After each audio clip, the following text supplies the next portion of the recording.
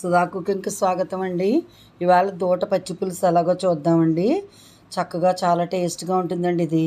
First చింతపండు పులుసు అండి, ఒక నిమ్మకాయ అంత చింతపండు తీసుకున్నాను, దాన్ని చక్కగా పులుసు చేశానండి. అది దూట అండి. దూట చక్కగా శుభ్రం చేసేసుకుని చిన్న చిన్న ముక్కల కింద కట్ చేసుకోవాలండి. దానికి కావాల్సినవి దూట ముక్కలు, బెల్లము, ఉప్పు, కారము, పసుపునండి.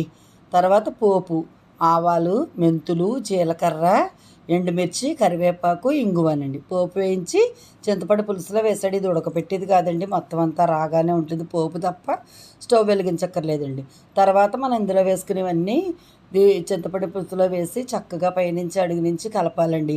ఉప్పు, పసుపు, తీపి అన్నీ దీనికి పట్టిలాగా కలిపి మూత పెట్టుకుంటే మనం తినే టైంకి ఇది పులుపు ముక్క కూడా పుల్లగా చక్కగా పుల్లపుల్లగా ఉంటుందండి.